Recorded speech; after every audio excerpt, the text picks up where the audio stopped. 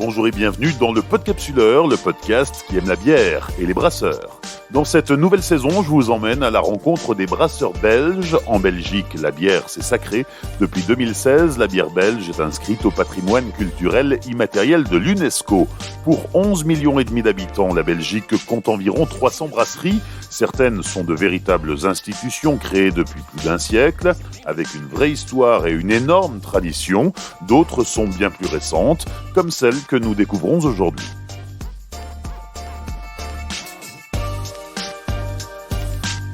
Saison 5, épisode 2, Valérie de Broecker, brasserie Atrium à Marchand-Famenne. Avant d'aller plus loin, sachez que vous pouvez réagir en temps réel au fur et à mesure de votre écoute à cet épisode, comme à tous les autres sur Tumult, la nouvelle plateforme d'écoute de podcast. Vous pouvez aussi soutenir le Podcapsuleur en laissant 5 étoiles et un commentaire sur Apple Podcast. Et enfin, vous pouvez me donner les moyens de continuer l'aventure en soutenant le podcast par un don financier, même modeste, sur Tipeee. Si on prend le nombre d'auditeurs par épisode et qu'on le multiplie par 1 euro, on paye quand même pas mal de billets de train. Chaque soutien est précieux. Merci de votre participation. La brasserie Atrium est une toute jeune brasserie située à Marchand-Famenne dans la province wallonne du Luxembourg. Elle a été fondée en 2018 par Valérie de Broecker et son épouse Paola. Dans un paysage brassicole belge plutôt traditionnel et conservateur, la brasserie Atrium dénote et apporte un vent de fraîcheur avec des produits plutôt geeks et décalés. Salut, c'est Valérie, la brasserie Atrium à Marchand-Famenne. Marchand-Famenne, rue des Brasseurs, on peut le préciser quand même parce que c'est assez insolite pour entrer dans le vif du sujet. On est en plein centre-ville de Marchand-Famenne, Valérie, mais ici, il n'y a jamais eu de brasserie en fait, c'était pas un quartier brassicole. Non, il y a une brasserie qui était là, qui était à 100 mètres il y a quelques années, et maintenant, en fait, on pense que c'était la rue où les brasseurs dormaient. Et c'est ici que tu t'es installé, on est dans une ancienne boulangerie, et tu as commencé cette aventure avec ton épouse en 2018. Paola est brésilienne, on s'est rencontrés au Brésil en 2016, on est venu ici un peu plus tard. On a ouvert la brasserie en décembre 2018. Avec une super philosophie dès le départ, c'était pas faire de la bière pour faire de la bière, c'était faire de la bière pour ouvrir une porte. Oui, voilà, donc ça, on considère la brasserie Atrium comme un portail de découverte. Donc le Atrium, ça reprend dans les villas romaines, donc l'Atrium des villas romaines qui était le hall d'entrée. Pour nous, le hall d'entrée, notre hall d'entrée du monde brassicole, on a 3 portes. Donc, la première, c'est la brasserie, donc c'est le cœur du business, c'est ce qu'on veut faire. La deuxième, c'est le taproom qui ouvre fin de semaine, vendredi et samedi. Et le dimanche pendant l'été.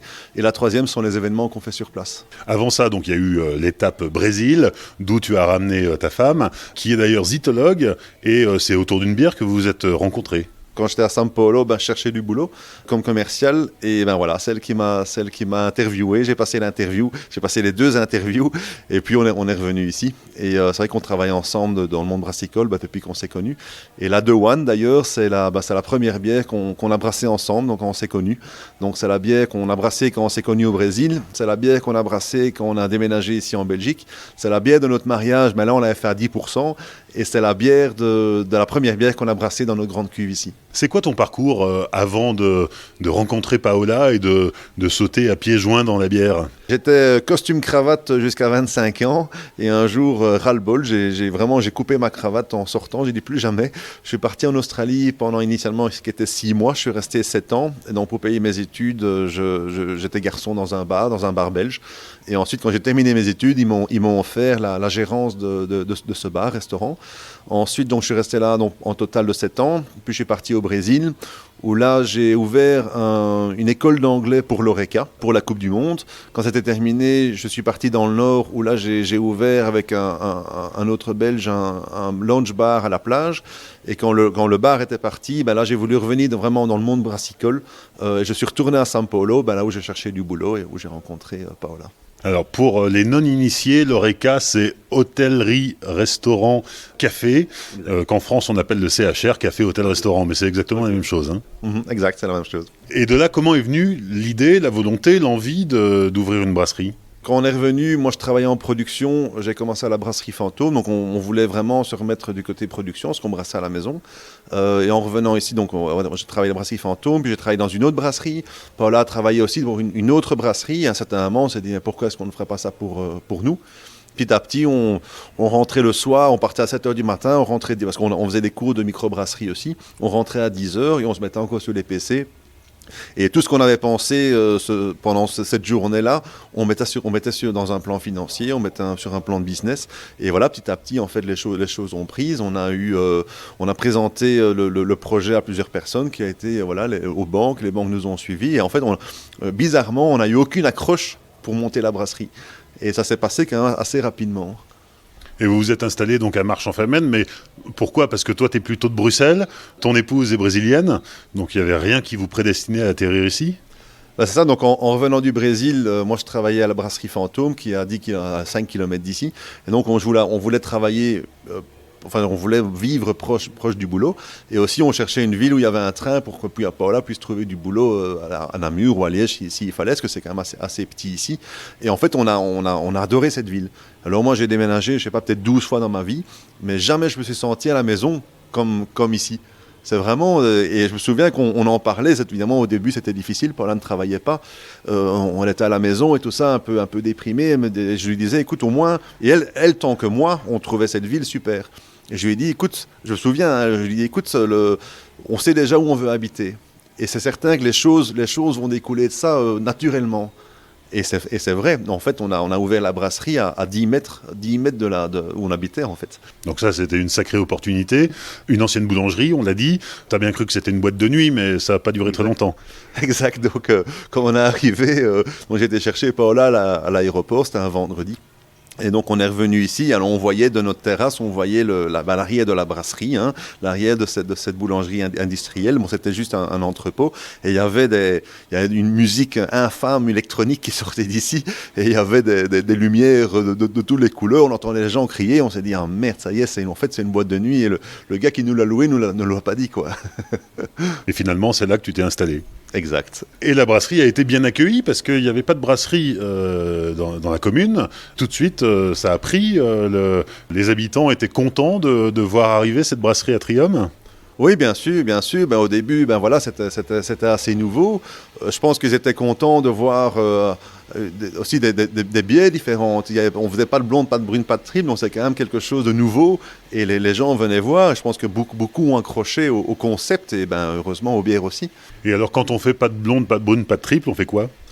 On fait des pale ale, on fait des red IPA, on fait des imperial stout, on fait des imperial stout barriqués, on fait des bières acides, on fait des bières aux fruits, des quadruples, des rhum raisins quadruples, on fait des juicy IPAs, on s'amuse. Et c'est surtout ça en fait qu'on veut faire.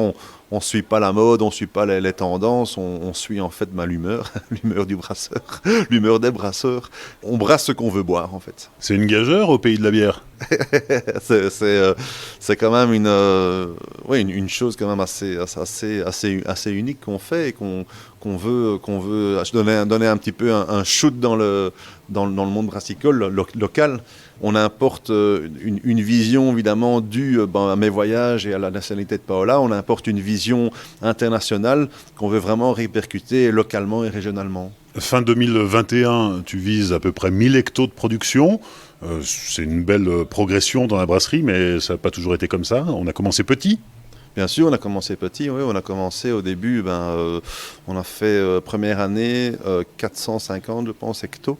L'année passée, 720. Et donc, on pense vraiment pouvoir quand même arriver aux 1000 hectos cette année-ci, oui. Et malgré le confinement, malgré la fermeture de la taproom ? Oui, bien sûr. L'année passée, on a été fermé pendant 6 mois.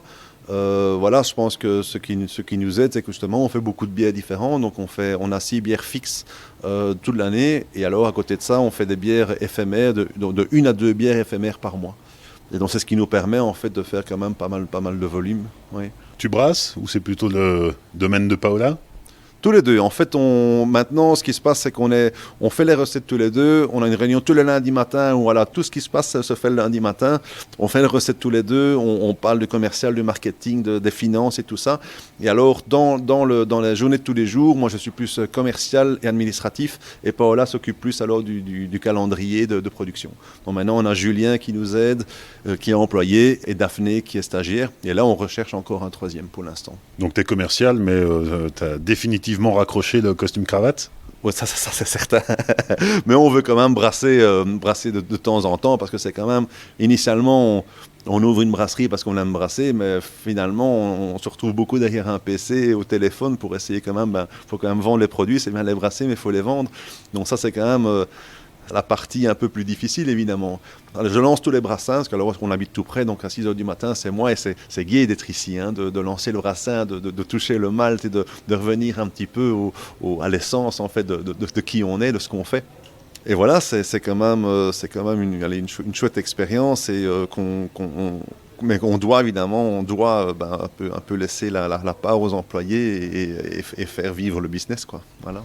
En 3 ans d'activité, comment est-ce que tu dirais que la brasserie Atrium a été accueillie au pays de la bière quand même, où on ne fait pas n'importe quoi, où il y a une dimension sacrée dans le produit? Bien, et je pense qu'on a pu quand même mettre un peu Marchand Famenne sur la carte du monde brassicole belge, et voilà, il y a quand même un petit international, parce qu'on exporte quand même déjà un petit peu, et on a quand même des bonnes reconnaissances, on fait des collabs aussi avec des collègues belges, donc c'est vraiment, je crois qu'on a été bien accueillis, et c'est un chouette monde, hein. C'est quand même un chouette monde. Et c'est un monde, ça qui est gai aussi, le monde brassicole, que par rapport au monde des cravates, c'est que c'est un monde très accueillant. Et c'est un monde où les gens s'aident aussi, hein. Donc on peut toujours téléphoner à un autre brasseur il nous manque quelque chose, ou un petit conseil, ou quelque chose comme ça, une nouvelle technique et tout ça. Donc c'est vraiment jamais plus de cravate, quoi. Alors tu as développé une gamme de bières qui est plutôt tendance geek. La prochaine étape, c'est la barrique. Exact. Donc là, on a commandé 28 barriques, donc un peu de tous les styles, de cognac, de bourbon, de vin de Bourgogne.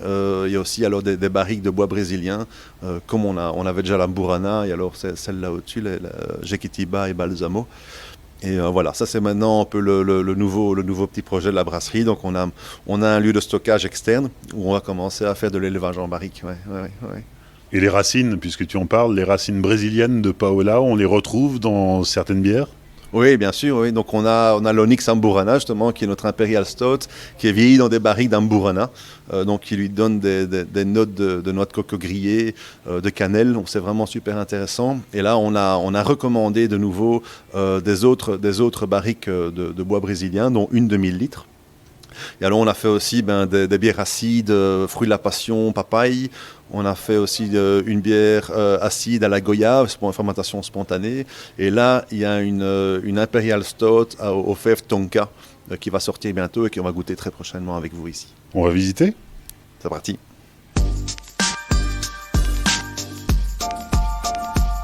On a quitté le bar et on entre dans la zone de production. Valérie, je te laisse nous faire le tour du propriétaire. Voilà, donc on travaille sur un bloc brasserie de 10 hectos, donc en 3 cuves. On a la cuve chauffée, donc c'est empâtage ébullition. On a la cuve à droite, c'est la cuve de filtration. Et ensuite, on a une cuve Whirlpool. Donc ça nous permet en fait que dès qu'un brassin part en Whirlpool, on peut rebrasser directement après, en fait. Ouais. Sur ce, on a 5 fermenteurs de 20 hectos. On vient de commander maintenant 2 fermenteurs de 35 hectos qui vont arriver dans les semaines qui arrivent. On travaille avec une embouteilleuse Guy de 2400 bouteilleurs qui tourne super bien. Voilà, ça c'est un petit peu. Alors en fût, on travaille en keg et maintenant on vient d'acheter aussi des fûts inox 20 litres pour pouvoir justement. Avant, on était quand même un petit peu cher avec nos fûts parce que justement, on travaillait en keg et on voulait vraiment maintenant rentrer un peu plus dans l'Oreca. Et puis aussi pour notre propre bar, évidemment, travailler en inox, c'est quand même beaucoup mieux que travailler en keg. Pour les bouteilles, ce sont toujours des bouteilles non réutilisables. Enfin, ouais, des bouteilles, ouais, voilà. Ouais. Tu nous as parlé de la bouteille, mais la brasserie Atrium, c'est aussi de la canette? Oui, donc on fait venir une canneuse mobile. Et on a déjà sorti 5 canettes jusqu'à maintenant. On va encore encanner fin mai. Et on voudrait ressortir 2 canettes tous les 2 mois. Mais la canette, est-ce que c'est bien vu en Belgique? Ça commence. Je pense que beaucoup de nouvelles petites brasseries qui ouvrent font uniquement en canette. Je pense que nous, dans notre région, dans le sud, c'est encore un petit peu trop traditionnel que pour passer 100% canette. D'ailleurs, c'est pour ça que l'investissement, quand on l'a fait il y a 2 ans et demi, on a quand même misé sur la bouteille parce que voilà, c'est dans cette période-ci et dans cette région, c'est quand même plus safe. On n'est pas encore, voilà, on n'est pas prêt de passer à 100%. Qu'est-ce que tu peux nous dire sur les matières premières que tu utilises ? Alors, on travaille principalement avec des maltes de chez Dingemans. Maintenant, il y a une nouvelle petite malterie avec qui on a aussi commencé.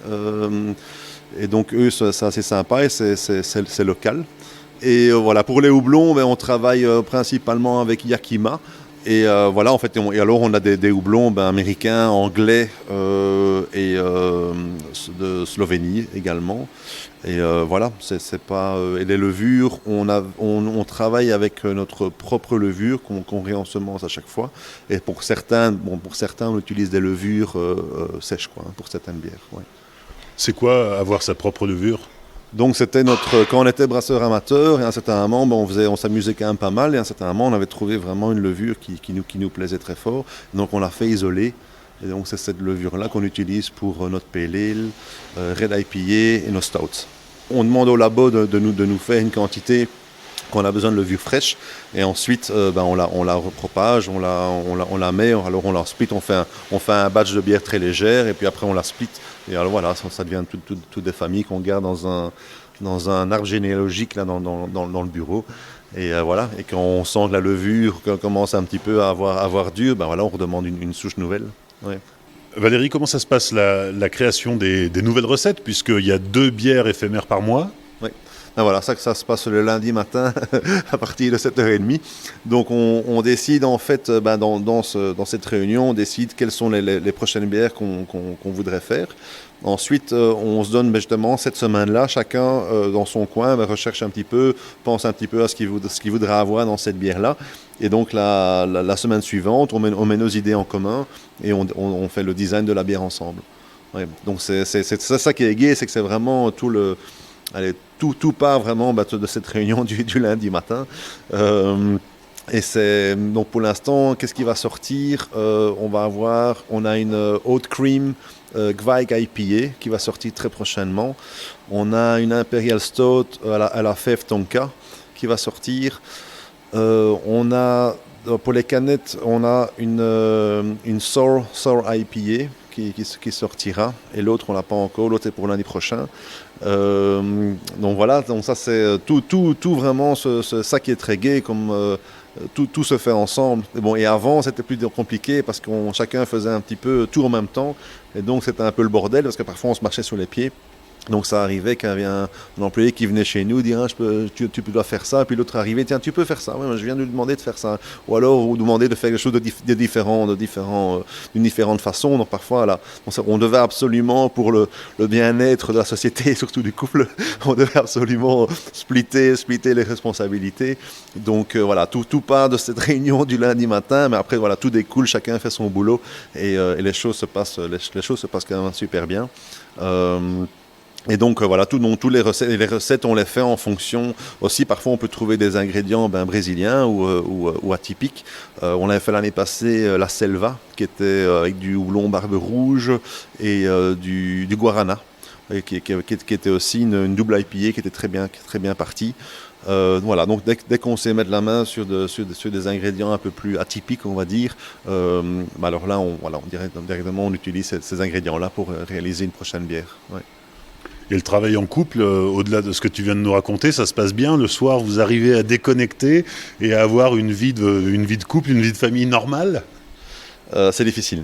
C'est très difficile parce que c'est vraiment, surtout au début d'une société, voilà, on mange, on dort, on fait tout à trium, donc c'est quand même assez compliqué. Maintenant, le Covid nous a quand même un petit peu aussi appris à pouvoir prendre un pas en arrière.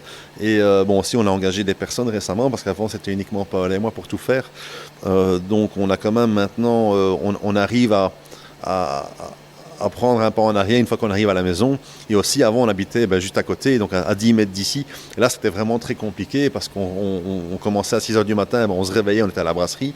Et puis on terminait à 10h du soir, et en fait on arrivait directement à la maison, donc il n'y avait pas vraiment de coupure qui se passait. Et maintenant, on a 5 minutes, mais rien que le fait de rouler 5 minutes donne déjà cette coupure et permet de penser à autre chose et d'en fait d'arriver à la maison et d'essayer de ne pas parler de boulot une fois qu'on y est. Mais c'est certain que bon, c'est quand même...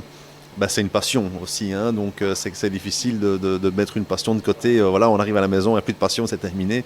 Et c'est quand même un chouette projet qu'on a en commun. Et je pense que ce projet ne pourrait pas être celui qu'il est là sans l'un ou l'autre, en fait. Hein. C'est vraiment, chacun apporte sa dimension et c'est ça qui fait Atrium. Vous en êtes tout sur la rampe de lancement de la brasserie? Je pense qu'on en a encore qu'au démarrage, parce que bon, on a quand même eu le Covid qui nous a quand même un peu coupé l'herbe sous les pieds. Hein, donc on est toujours en croissance, donc on n'est pas encore en vitesse de croisière, enfin j'espère en tout cas. Donc c'est vraiment, voilà, c'est encore maintenant qu'on est en train de construire vraiment les fondations de la brasserie. Et puis voilà, on vient aussi de travailler avec Julien et Daphné. Évidemment, ça aussi, il nous aide énormément à pouvoir nous dégager plus de temps pour faire d'autres choses, pour lancer plus la machine.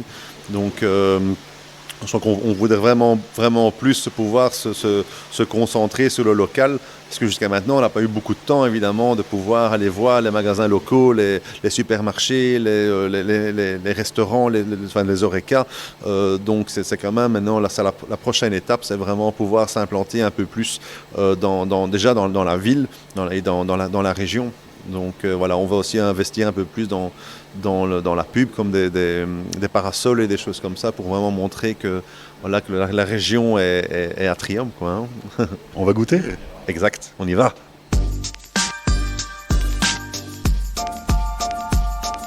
Les 5 dernières minutes avec la dégustation. Valérie, qu'est-ce que tu nous proposes?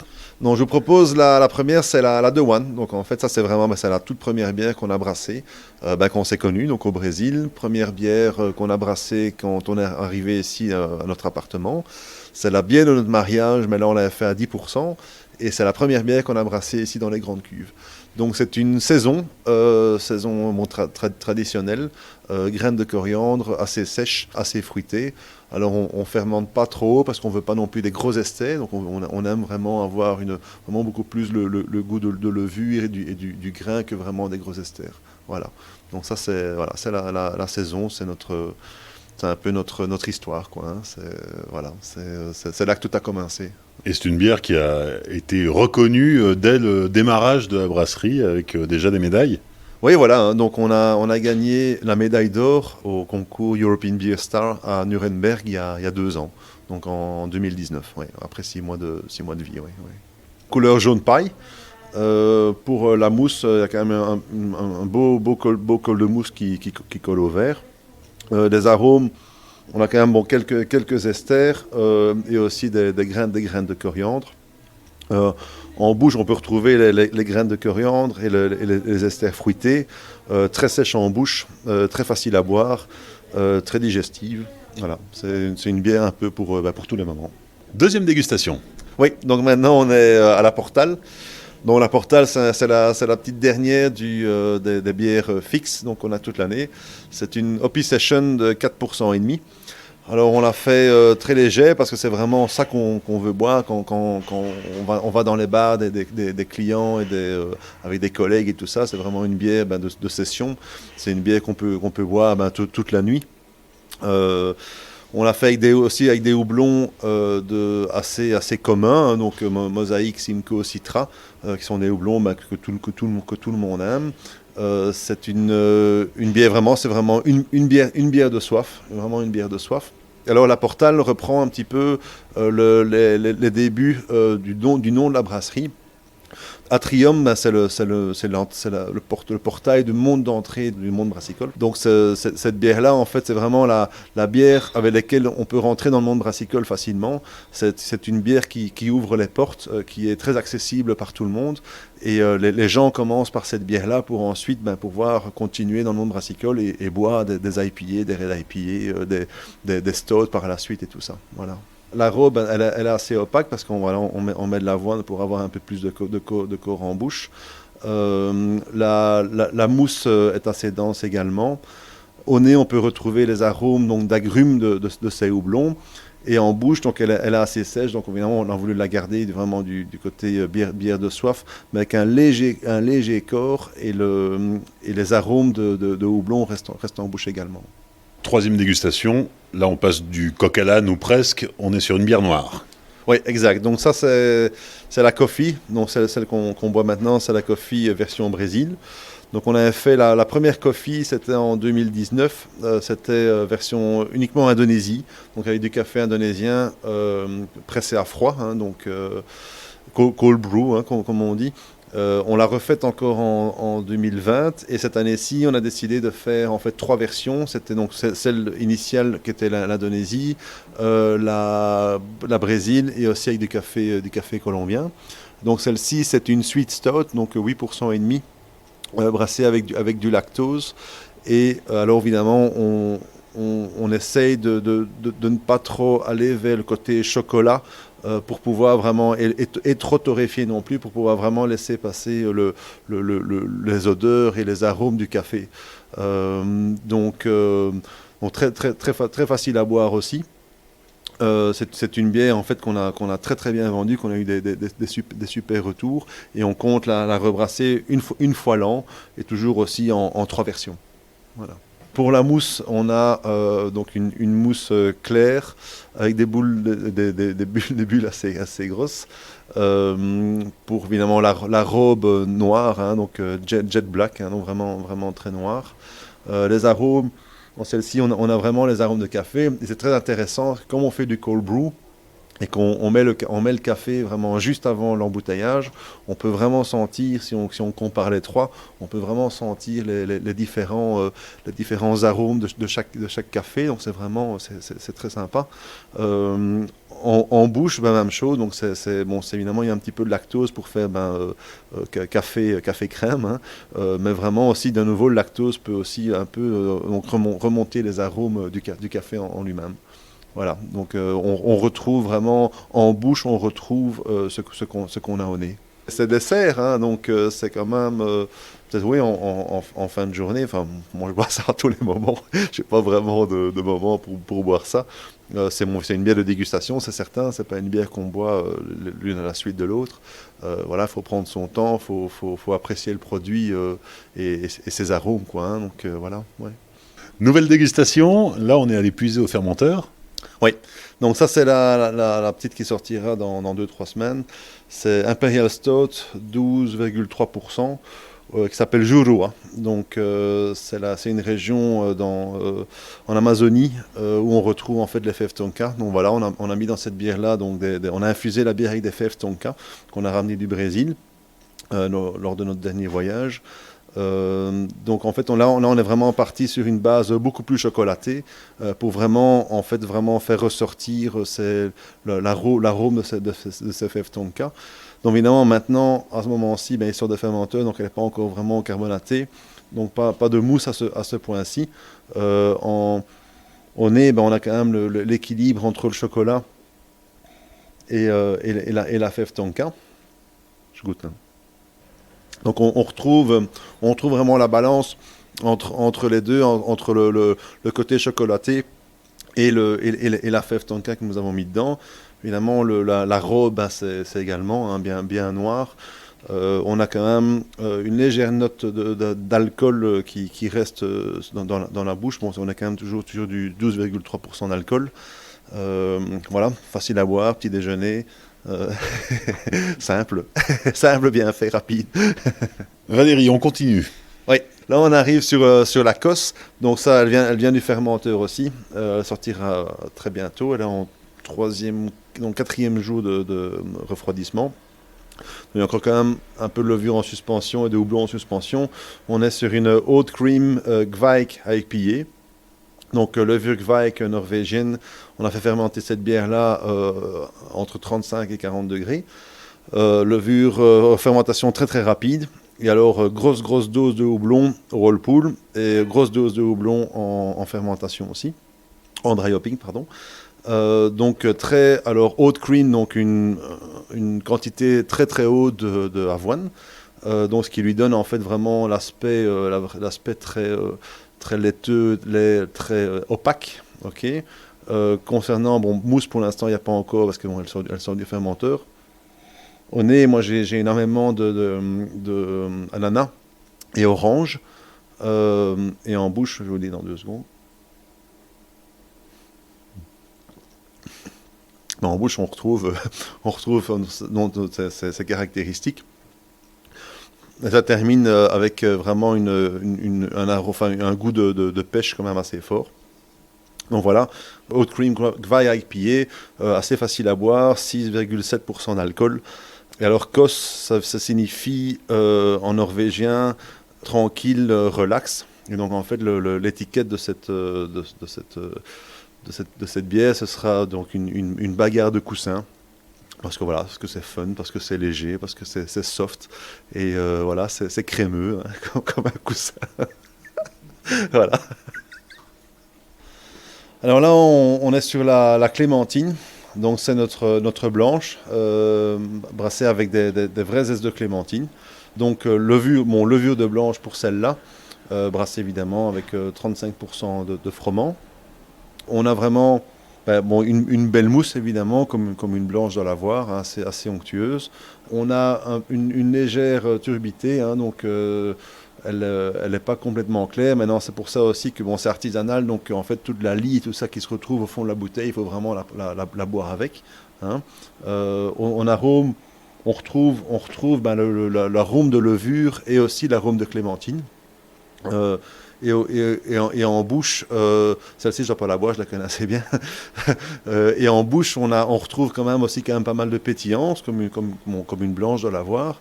Et on retrouve aussi le goût onctueux de cette levure et la légèreté en fait des différents maltes et froment en même temps. Voilà. Dernière dégustation. Oui. Donc maintenant l'avant-dernière. Hein. On est sur la Verno. Donc ça c'est Winter Beer. En fait on s'est basé sur une bière d'hiver, mais dans le sens où on s'est basé sur une bûche de Noël. Donc là-dedans, qu'est-ce qu'on retrouve? Lactose, vanille, noix de pécan et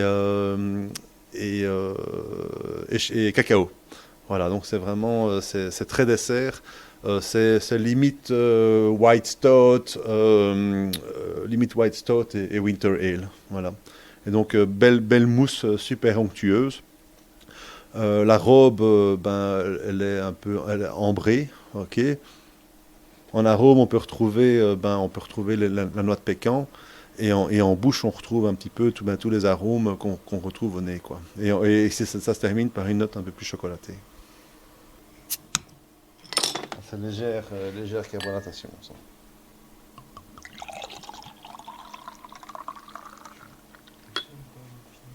Antépénultième dégustation. Voilà, donc on est sur la Casadura. Casadura, c'est une quad stout. Donc c'est un mélange vraiment entre la quadruple et la stout. On a mis là-dedans, on a brassé avec... c'est vraiment un mélange, c'est ce qui nous représente très fort. C'est le monde brassicole brésilien et le monde brassicole belge. Donc on y a mis dedans de la cassonade et de la rapadura, qui est un sucre non raffiné brésilien. On est arrivé à 15% avec cette bière-là. Mais l'alcool est quand même assez fort caché. Et le public adore, on voit. Et donc voilà, c'est vraiment, je trouve, c'est une bière qui nous représente très fort, Paula et moi, parce que ça vient des deux pays et c'est quand même...